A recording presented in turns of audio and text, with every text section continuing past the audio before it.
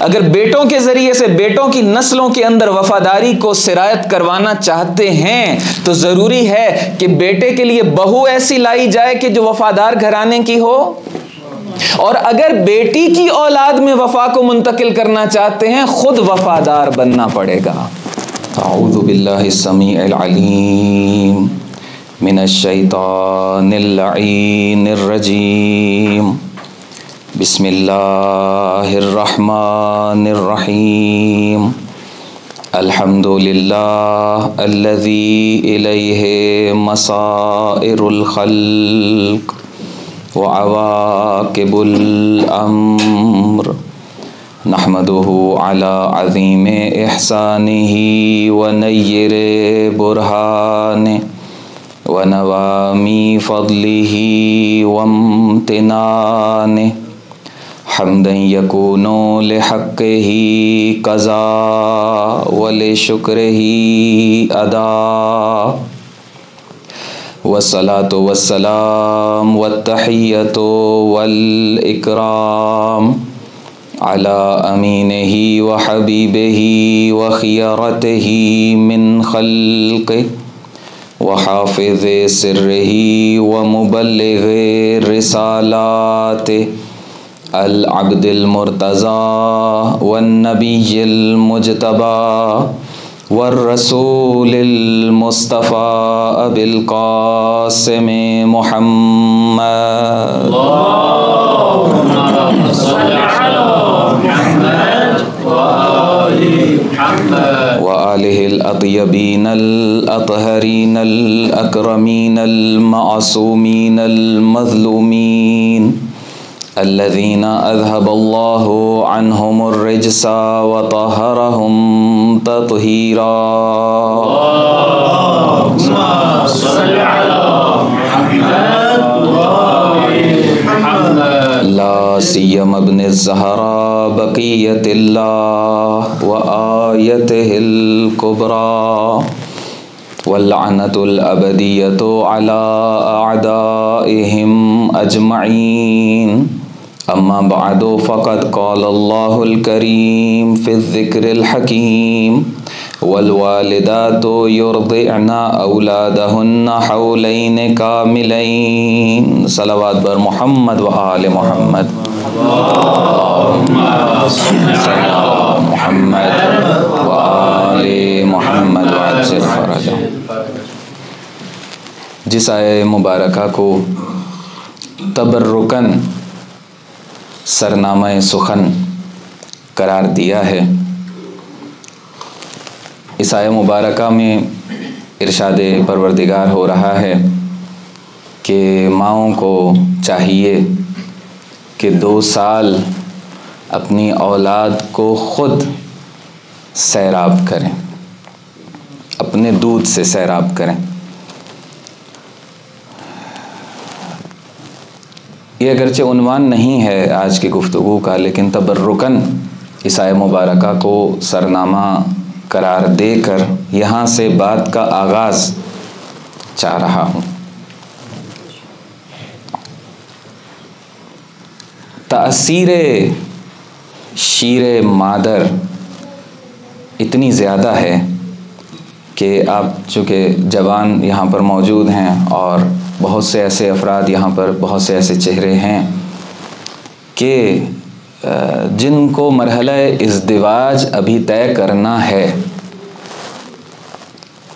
کچھ چہروں پہ مسکراہٹ بھی دکھائی دے رہی ہے۔ پروردگار آپ کی دلی حاجات کو آج کی اس عظیم مناسبت کے وسیلے سے مادر گرامی حضرت ابو الفضل العباس علیہ السلام کے وسیلے سے قبول فرمائے۔ اس دعا کی قبولیت کے لیے بلند صلوات بھیجیے گا۔ اللہم صلی علی محمد وآل محمد وعجل فرجہم۔ انتخاب ہمسر کے اندر دقت کی، البتہ فارسی میں جو دقت کا لفظ استعمال ہوتا ہے، یعنی خاصی محنت اور کاوش کی ضرورت ہے۔ اس سلسلے سے میں پھر تبرکاً یہاں پر ایک دو روایات کا سہارا لوں گا تاکہ بات ہمارے موضوع کی طرف بڑھے اور مختصر ہی وقت میں آپ کی زحمت بھی تمام ہو جائے۔ مولائے کائنات حضرت امیر المؤمنین علیہ الصلوۃ والسلام اللہم صلی علی محمد وآل محمد وعجل فرجہ ارشاد فرماتے ہیں کہ تخیروا للرضاع، رضاع دودھ پلانے کو کہتے ہیں۔ عربوں کے اندر اور ماضی میں رواج تھا، آج کے زمانے میں بھی بعض اوقات ایسا ممکن ہے اور ہوتا ہے لیکن کم ہو گیا کہ اولاد کسی کی ہے اور دودھ پلانے کے لیے کسی اور کی آغوش میں اس بچے کو قرار دیا جاتا تھا۔ اس کو کہتے ہیں رضاع۔ فقہ کے اندر باقاعدہ اس کے احکام موجود ہیں، آپ دوست جانتے ہیں، شرعی احکام باقاعدہ اس کے اوپر لاگو ہو جاتے ہیں رضاعت کے۔ مولا کائنات ارشاد فرماتے ہیں کہ اختیار کرو رضاع کے لیے، دودھ پلانے کے لیے اس طریقے سے، اس دودھ کی تاثیر کو ذرا عرض کرنا چاہ رہا ہوں آپ کی خدمت میں۔ اس طریقے سے اختیار کرو رضاعت کے لیے خاتون کو کہ کما تتخیرون للنکاح، جس طرح سے تم نکاح کے لیے اختیار کرتے ہو، سلیکشن کرتے ہو، غور و فکر کرتے ہو، مشورہ کرتے ہو، جانچتے پرکھتے ہو، رضاعت کے لیے بھی اسی طریقے سے زحمت اٹھاؤ۔ کیوں؟ اس کی وجہ مولا کائنات نے اسی اپنے نورانی فرمان کے اندر بیان فرما دی۔ ارشاد فرماتے ہیں کہ فَإِنَّ الرِّضَاعَ يُغَيِّرُ الطِّبَاعَ، طباع نیچر اور طبیعتوں کو کہتے ہیں کہ یہ دودھ ایسی تاثیر رکھتا ہے کہ انسان کی نیچر کو بدل سکتا ہے، انسان کی طبیعت کو بدل سکتا ہے۔ اچھی طبیعت ہے اور جس آغوش میں ہے وہ آغوش اچھی نہیں ہے تو اس کو برا کر سکتا ہے طبیعت کو۔ اور اگر فرض کیا کہ طبیعت میں کوئی کمی بیشی بھی ہے لیکن آغوش اچھی میسر آ گئی ہے تو دوسری طرف سے مثبت بھی کر سکتا ہے۔ اسی لیے ارشاد فرما رہے ہیں کہ تخیروا للرضاع کما تتخیرون للنکاح فإن الرضاع یغیر الطباع، یہ رضاعت طبیعتوں پہ اثر کرتی ہے۔ اور پھر آقائے نامدار ختمی مرتبت رسول اعظم حضرت محمد مصطفیٰ صلی اللہ علیہ وآلہ وسلم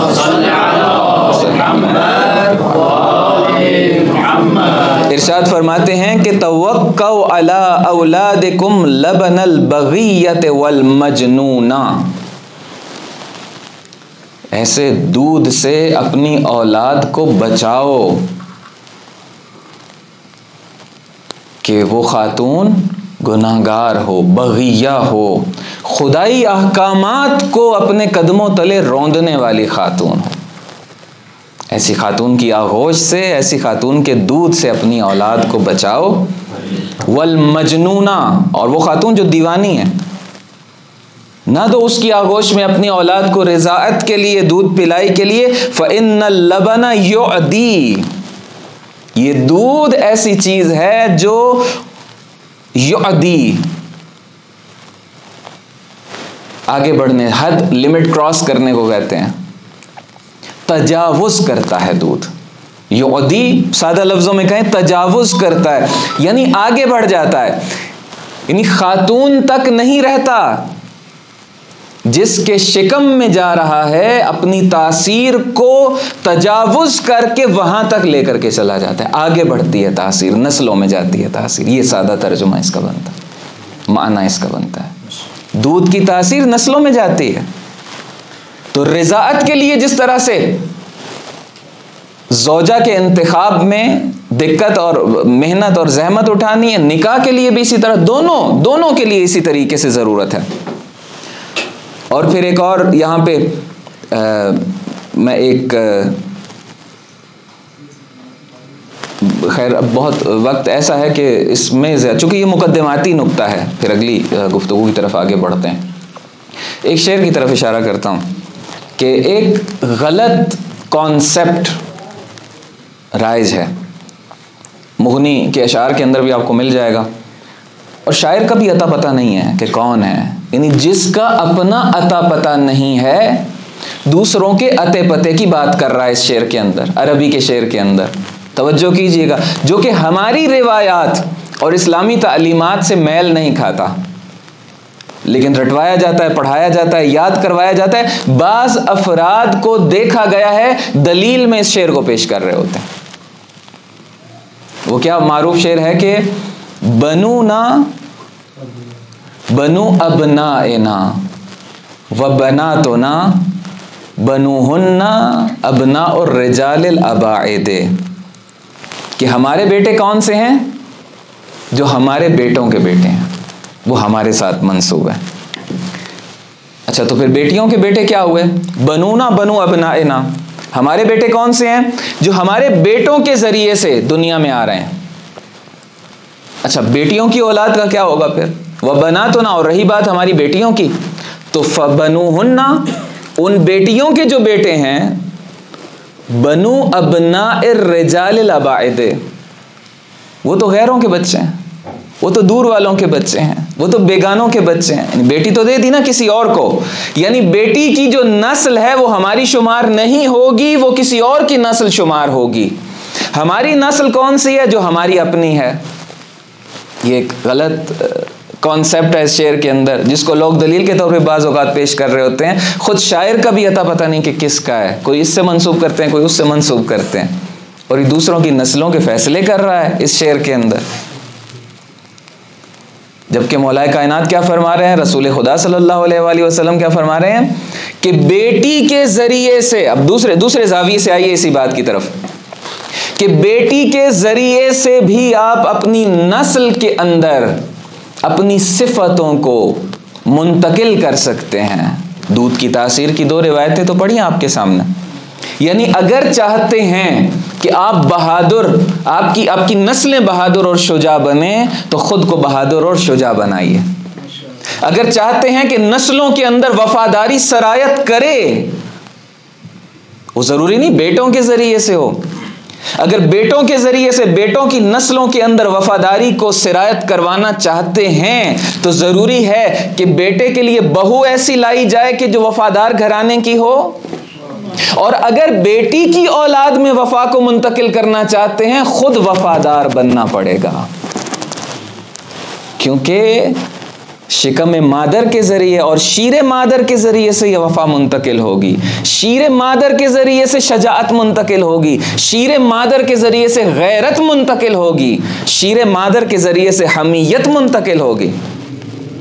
یہی وہ کانسیپٹ تھا، یہی وہ حقیقت تھی، یہی وہ مطلب تھا کہ جس کے لیے کربلا کی تیاری تو بہت پہلے سے شروع تھی نا.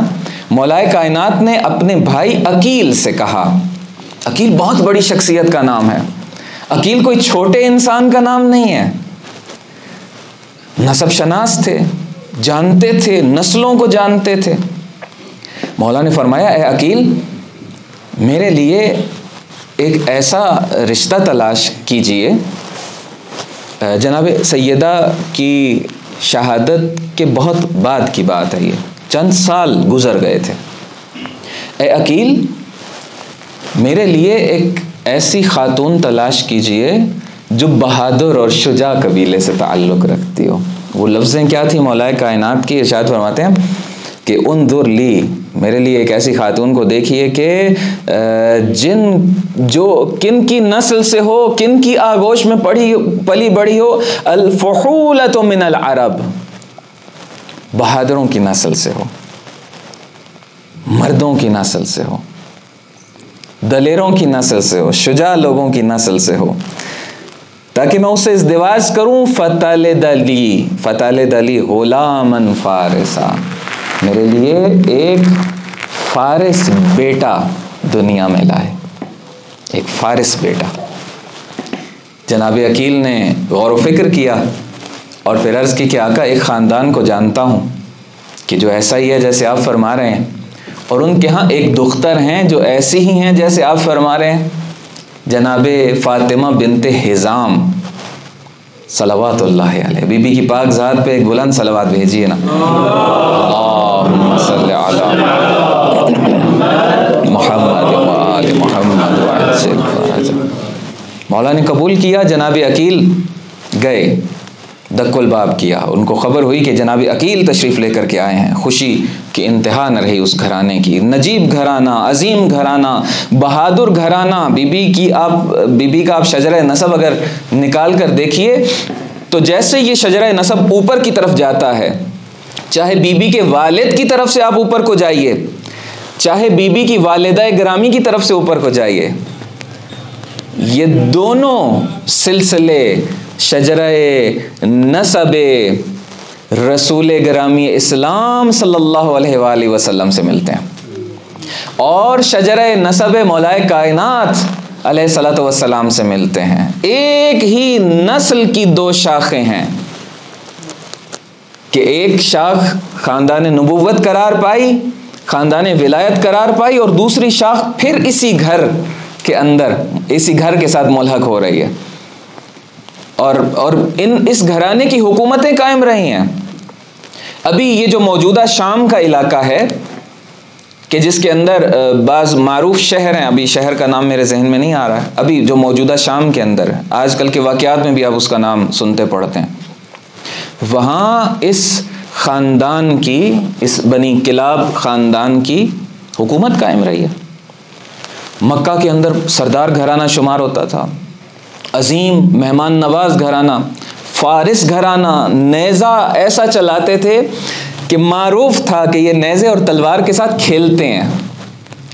جب اس خاندان کے لوگ جناب عامر، مثلا بی بی کو عامریہ بھی کہا گیا ہے، اسی خاندان کے بزرگ تھے، بڑے تھے، جب جناب عامر تلوار جناب جس طرح سے بھی تھے تلوار چلایا کرتے تھے تو لوگ کہتے تھے تلوار سے کھیل رہے ہیں، جیسے بچے کسی چیز سے کھیلتے ہیں، مہارت کے ساتھ کھیلتے تھے، تلوار کے ساتھ، نیزے کی انی کے ساتھ کھیلتے تھے باقاعدہ۔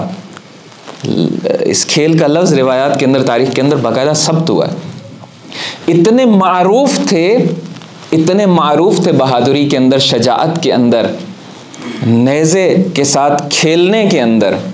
بہادروں کا وتیرہ ہے نا یہ، کہ روم کے جو بادشاہان تھے ان کے پاس اگر کوئی جاتا سفر کر کے اس علاقے کا شخص اور تعارف کرواتا کہ میں اس کلابی قبیلے سے تعلق رکھتا ہوں، عامری قبیلے سے، اور جناب عامر کے ساتھ میری کیا نسبت بنتی ہے، تو اس کا خاص احترام کیا کرتا تھا۔ یعنی ان کا شہرہ شجاعت روم تک پھیلا ہوا تھا۔ خاندان آپ دیکھیے کون سا خاندان ہے، اور پھر ادیبوں کا، ایک طرف تلوار، ایک طرف نیزہ، ایک طرف ادب، ایک طرف زبان، ایک طرف شاعری، اور اس ادب کو بڑا عظیم سمجھا جاتا تھا اس زمانے کے اندر۔ لبید معروف شاعر، لبید چچا تھے جناب ام البنین کے، یعنی جن کے لبید جیسے چچا ہوں۔ زمانہ جاہلیت میں جب لوگ بتوں کے بارے اشعار کہا کرتے تھے، جب اسلام نہیں آیا تھا، اعلان نہیں ہوا تھا نبوت کا، یہ اس وقت خدا کی توحید کے بارے اشعار کہا کرتے تھے۔ اور جب اسلام آ گیا لبید وہ شاعر ہے کہ معلقات سبعہ والے 7 شاعروں میں سے ایک شاعر ہے۔ آج کل کا جیسے وہ جو خاص ورلڈ ریکارڈز ہوتے ہیں، یا مثلا نوبل پرائز ہوتے ہیں، یا اس لیول کے ایوارڈز ہوتے ہیں آج کی دنیا میں، ہم تو کچھ نہیں سمجھتے نا ان کو، چونکہ ان کے معیارات کسی اور نے طے کیے ہیں۔ ظالموں کو نوبل انعام دے دیتے ہیں، قاتلوں کو نوبل انعام دے دیتے ہیں۔ مثلا اس زمانے کا ایوارڈ ہوا کرتا تھا کہ جس کا کلام سب سے شاندار ہے، خانہ کعبہ پر اس کلام کو آویزاں کرنے کی اجازت مل جاتی تھی۔ 7 لوگوں کا کلام آویزاں ہوا ہے وہاں پہ، ان 7 میں سے ایک لبید۔ لیکن جب اسلام آ گیا، اب معرفت دیکھیے، تقریباً 150 سال کے قریب تو عمر پائی ہے۔ کوفہ میں تھے، بعد میں جب اسلام آ گیا کوفہ میں منتقل ہو گئے تھے لبید نے ایک شعر کہا ہے بس، وہ اپنے اسلام لانے سے متعلق، یا 2 شعر کہے ہیں بعض کے نزدیک، اس سے زیادہ اسلام کے بعد شعر نہیں کہے۔ خلیفہ ثانی نے جب کوفہ کے حاکم کو خط لکھا کہ مجھے وہاں کے شعراء کے بارے میں لکھ کر بھیجو، کوئی انعام دینا چاہتا ہوگا یا ان کے بارے معلومات لینا چاہتا ہوگا تو 2 شاعروں کے پاس کوفہ کے حاکم نے پیغام بھجوایا کہ خلیفہ وقت کا پیغام ہے. تو پہلے شاعر نے اپنا کلام لکھ کے بھیج دیا کہ یہ کلام ارسال کر دیجئے، اور جناب لبید نے نہیں بھیجا بلکہ اپنے حافظے سے اور حفظ سے سورہ بقرہ اور آل عمران کی آیتیں لکھ کر بھیجیں. کہا کہ اب شاعری کی ضرورت نہیں ہے، اب سورہ بقرہ اور سورہ آل عمران ہمارے پاس آ چکی ہے. یہ خاندان ہے جس خاندان سے تعلق رکھتی ہیں جناب ام البنین سلام اللہ علیہا. تو جب آئے جناب عقیل، ان کے گھر پر دہلیز پر خوشی کی انتہا نہ رہی. جناب عقیل آسانی سے کسی کے گھر نہیں جاتے تھے. ہمارے گھر آئے ہیں جناب عقیل تو اب پھولے نہیں سما رہے، اور پوچھتے ہیں کہ جب تجسس دیکھا جناب عقیل خود گویا ہوئے کہ آپ کی حیرانی کو تو میں دیکھ رہا ہوں، تو میں خود ہی اپنے آنے کا مقصد عرض کرتا ہوں. اور مقصد عرض کیا کہ میں خواستگاری کے لیے آپ کی دختر جناب فاطمہ آپ کی دختر جو کہ فاطمہ ہیں، فاطمہ بنت حزام، ان کی خواستگاری کے لیے یہاں پر حاضر ہو. تو ایک دفعہ سب کے اوپر سکتہ طاری ہوا اگلے لفظ سن کے. وہ لفظ کیا تھے کہ جس کے بعد خلاصہ کروں، بہت خلاصہ کروں ایک لفظ میں، تو آپ کے لیے باعث افتخار ہوگی وہ خواستگاری. ایسا رشتہ لے کر آیا ہوں. اب گویا کہ سکتہ طاری ہو گیا. اس طرح سے لکھا ہوا ہے کہ خاموشی اور سناٹا چھا گیا. خوشی بھی تھی کہ جناب عقیل جس کی اتنی تعریف کر رہے ہیں، اور ایک طرف وہ اپنے قبیلے کو دیکھ رہے تھے، اپنے خاندان کو دیکھ رہے تھے، اپنی شجاعت، اپنی حمیت، اپنی غیرت، اپنے ادب اور اپنے مقام کو، اپنی سرداری کو دیکھ رہے تھے کہ ہم جیسا سردار بھی اگر اس رشتے پر افتخار کرے، اور کہہ بھی جناب عقیل رہے ہیں، بات بھی سچی ہے، تو آخر وہ رشتہ کون سا ہے کہ جو ہمارے لیے، کہ جو خود باعث افتخار لوگ ہیں، ہمارے ساتھ نسبت کسی کی قائم ہو جانا باعث افتخار سمجھا جاتا ہے، ہمارے لیے باعث افتخار. سوالیہ نشان. اب پھر سکوت کو توڑا ایک خاندان کے بزرگ نے اور کہا کہ اے عقیل، آپ آئے ہیں تو آپ کی بات سر آنکھوں پر، ہم لوگوں کے لیے جو باعث افتخار ہو اب بتائیے، اب توڑیے اس خاموشی کو. اب ہم سے اور انتظار نہیں ہوتا ہے. کس کا رشتہ لے کر آئے ہیں؟ فرماتے ہیں کہ میں امام دو عالم مولا کائنات حضرت علی ابن ابی طالب علیہ السلام کا رشتہ لے کر آیا. اللہم صلی علی محمد و آل محمد. تو اس وقت جو چہرے پر خوشی تھی، جو چہرے پر اطمینان تھا، اور واقعی انہوں نے کہا کہ ہمارے لیے باعث افتخار ہے یہ وصلت، یہ پیوند، یہ ازدواج، ہمیں تھوڑی مہلت دیجیے تیاری کی. واپس آ گئے، مولا کو آگاہ کیا، اور پھر بعد میں ازدواج ہوا. تربیت دیکھیے بی بی کی کہ دہلیز مولائے کائنات پر جب پہنچی ہیں، جب بی بی کو لایا گیا، رک گئیں. کہتی ہیں کہ جناب سیدہ سلام اللہ علیہا کی اولاد کو لایا جائے. دیکھیے ادب امامت، دیکھیے کہ اجر رسالت کی جو آیت سن رکھی تھی، چونکہ جناب عقیل نے جب رخصتی کا وقت ہوا، جناب عقیل نے مخاطب ٹھہرایا تھا جناب ام البنین سلام اللہ علیہا کو کہ اے بی بی تشریف لائیے ہمارے گھر میں، مولا کے گھر میں، زہرا کے بچوں کا خیال رکھیے گا، حسن حسین کا خیال رکھیے گا، زینب و ام کلثوم کا خیال رکھیے گا. بی بی نے عرض کیا کہ میں آگاہ ہوں اور میں نے خود کو اس خدمت کے لیے تیار کیا ہوا ہے، میں آگاہ ہوں اس مقام سے. کہا کہ حسن حسین کو لائیے، زینب و ام کلثوم کو لائیے.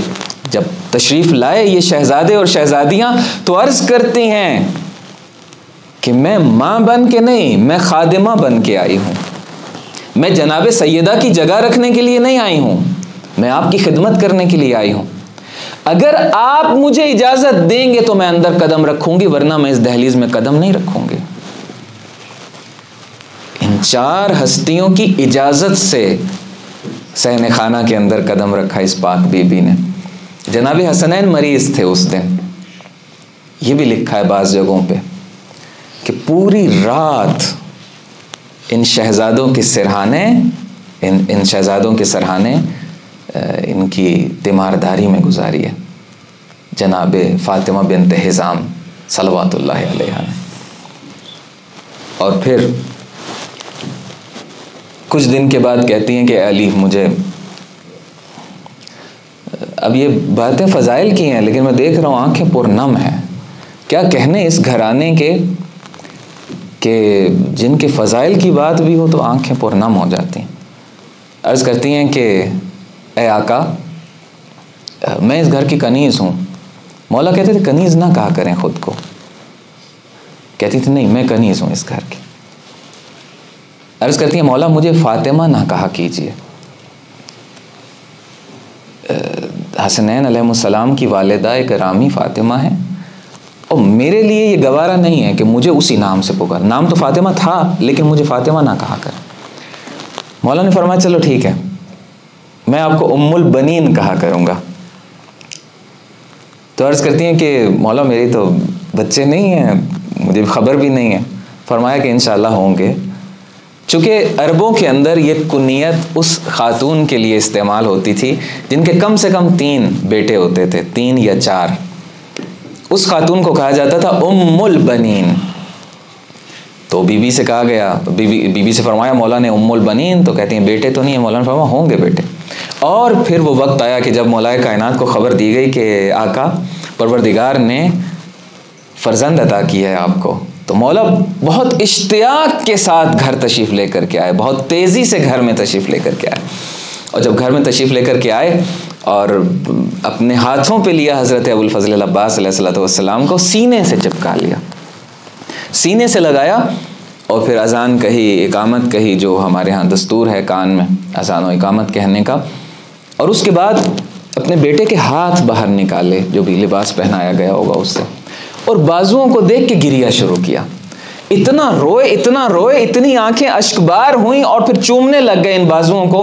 جناب ام البنین پوچھتی ہیں کہ آقا مجھے پریشانی ہو رہی ہے، کیا میرا بیٹا ناقص خلق ہوا ہے؟ فرمایا نہیں ناقص نہیں ہے، بالکل سالم ہے، لیکن میں اس وقت کو دیکھ کر گریہ کر رہا ہوں کہ جو ان ہاتھوں کے ساتھ ہوگا.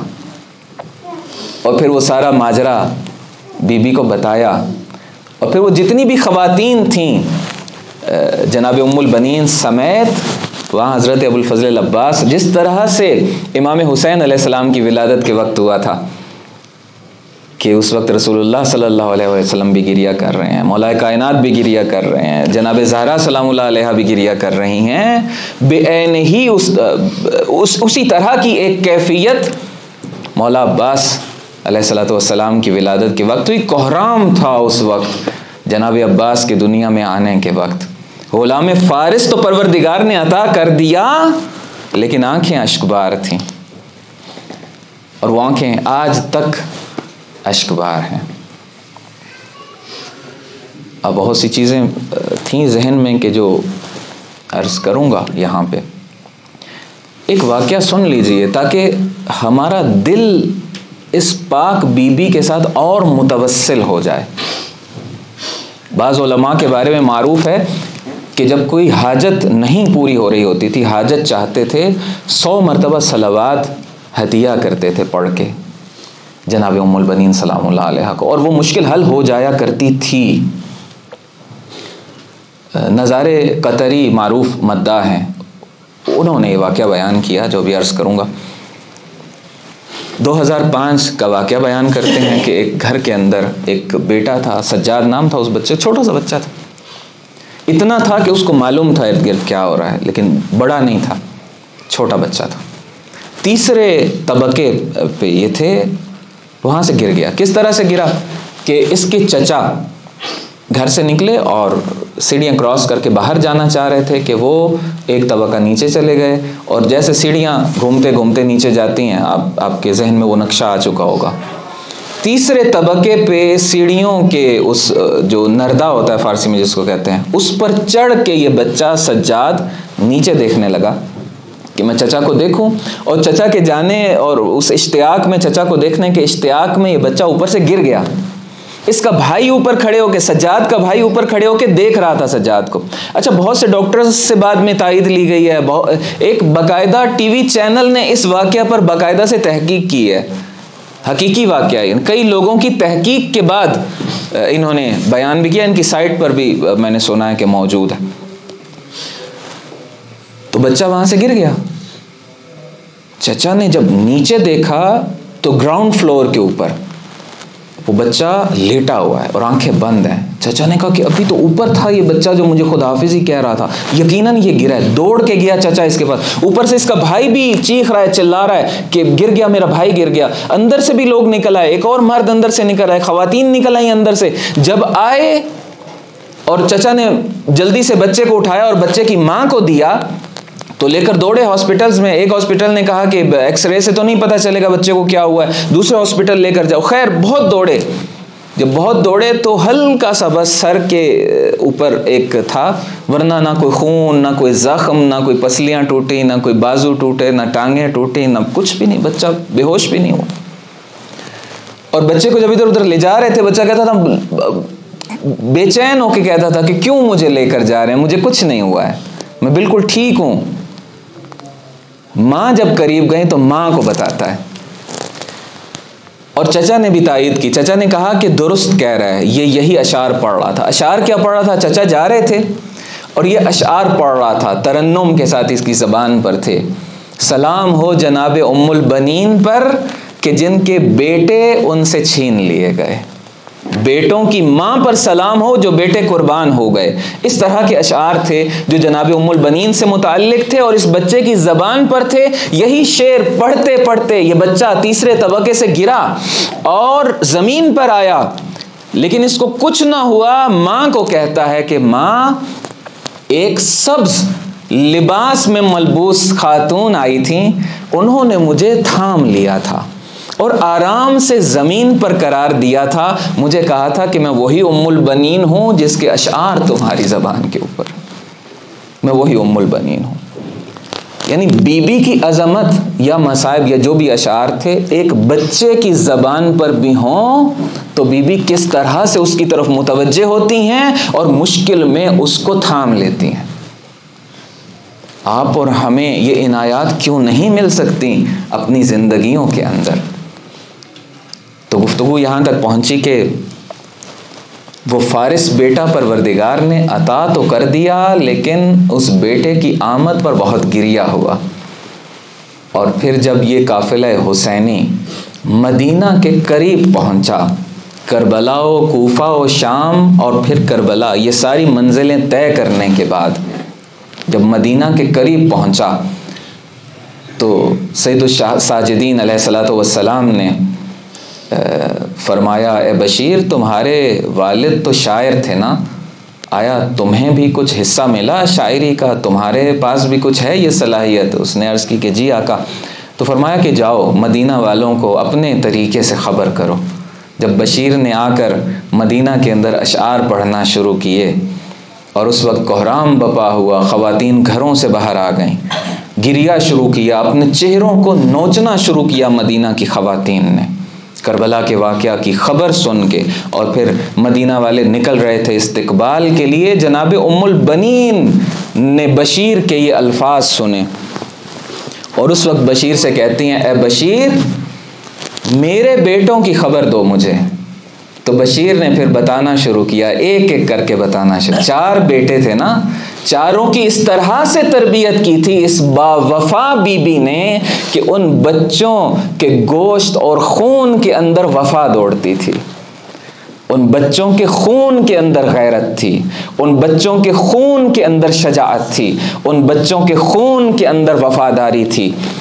اور جب وہ جوان ہو گئے بچے اور کربلا میں قربان ہو گئے وہ بچے، اپنے امام علیہ السلام کے اوپر پہلے ایک بیٹے کی شہادت کی خبر دی، پھر دوسرے بیٹے کی شہادت کی خبر دی بشیر نے، پھر تیسرے بیٹے کی شہادت کی خبر دی، پھر حضرت ابو الفضل العباس کی شہادت کی خبر دی. شاید اب ہمیں معلوم نہیں ہے کہ وہ کس طرح سے خبر دے رہا ہوگا بشیر. شاید بشیر بتا رہا ہوگا کہ جب حسین کے پاس کوئی نہ بچا تو آپ کے بیٹے ابو الفضل العباس نے اجازت مانگی اور پھر کس طرح سے سکینہ کی آس بن گئے اور بچوں کی آس بن کے مشق کو لے کے اس نہر فرات کی طرف گئے ہوں گے۔ اب یہ شاید بشیر اس طرح سے بتا رہے ہوں گے اور بی بی شاباش دے رہی ہوں گی کہ شاباش میرے عباس، تم اس موقع پر حسین کے بچوں کی پیاس بجھانے کے لیے نکلے کہ جب حسین کے بچوں کے لیے نہر کو بند کر دیا گیا تھا۔ شاباش میرے بیٹے عباس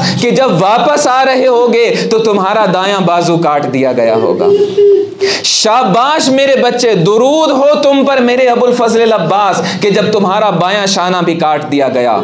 لیکن اس وقت جناب ام البنین منقلب ہو گئیں جب ان کو یہ پتا چلا کہ عباس جو مشق اپنے دانتوں سے تھام کر لا رہے تھے وہ مشق خیموں تک نہ پہنچا سکے۔ اس مشق میں ایک ایسا چھید ہوا کہ سکینہ کی آس اس تپتے صحرا پر بہہ گئی۔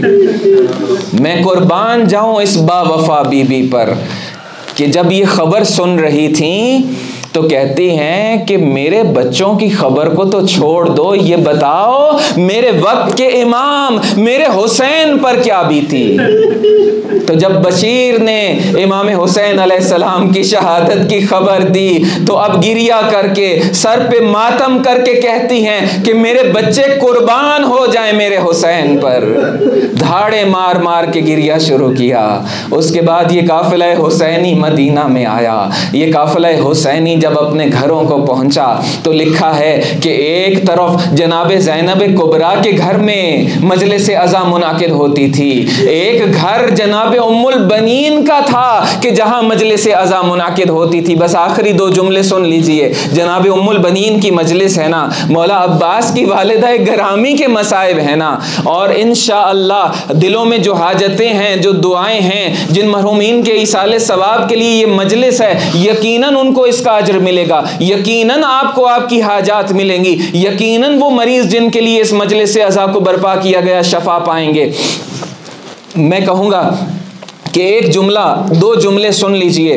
ایک مجلس عزا جناب زینب کبریٰ کے گھر منعقد ہوتی تھی، ایک مجلس عزا جناب ام البنین کے گھر منعقد ہوتی تھی۔ اب کیفیت کیا ہوتی تھی ان 2 مجلس عزا کی کہ خواتین اس مجلس میں بھی شرکت کرتی تھیں اور اس فرش عزا پر بھی حاضر ہوتی تھیں۔ جب جناب ام البنین نے فرش عزا بچھایا اور جناب ام البنین نے خواتین کو بلایا، خواتین آئیں، جناب زینب کبریٰ بھی اس مجلس کے اندر تشریف لے کر کے آئیں۔ اب کیا منظر تھا جب جناب زینب کبریٰ تشریف لے کر کے آئیں اس مجلس عزا میں، جناب زینب کبریٰ کی زبان پر مرثیہ تھا، کبھی عباس کا مرثیہ پڑھتی تھیں، کبھی عبداللہ کا مرثیہ پڑھتی تھیں، اسی طریقے سے جناب ام البنین کے ایک ایک بیٹے کا نام لے کر جناب ام البنین کو پرسا دیتی تھیں، لیکن جناب ام البنین کی زبان پر نہ عباس کا نام آتا تھا نہ عبداللہ بیٹے کا نام آتا تھا،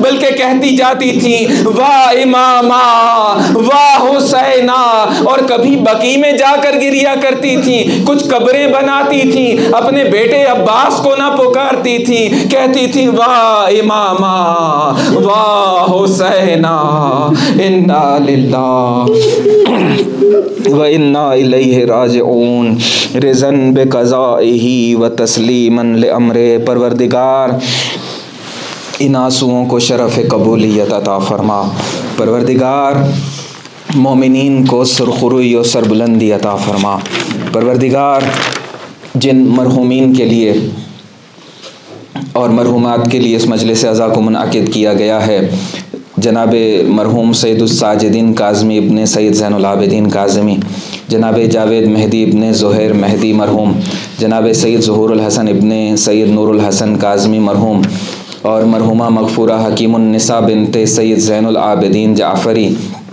اور اسی طریقے سے مرحوم و مغفور سید یاور عباس رضوی ابن سید اعجاز حسین رضوی، پروردگار اس مجلس عزا کا ثواب ان مرحومین کو ایصال فرما، ان کو بلندی درجات عطا فرما، ان مرحومین کے گناہان صغیرہ و کبیرہ سے درگزر فرما، حاضرین کے جتنے مرحومین ہیں ان کی مغفرت فرما، اور اس طریقے سے التماس کی گئی ہے جناب ریحان اکبر کے لیے، پروردگار تجھے جناب ام البنین سلام اللہ علیہا کی مظلومیت اور ان کے مظلوم بیٹوں کا واسطہ دے کر دعا کرتے ہیں کہ ان کو شفائے کاملہ و عاجلہ عنایت فرما۔ پروردگار تیری ذات وہ ذات ہے جو دعاؤں کی تفصیل سننے کی محتاج نہیں ہے۔ پروردگار حاضرین جو حاجتیں جو دعائیں دلوں میں لے کر اس مجلس عزا میں حاضر ہیں ان سب کو شرف قبولیت عطا فرما، اس حقیر کے والدین کی مغفرت فرما۔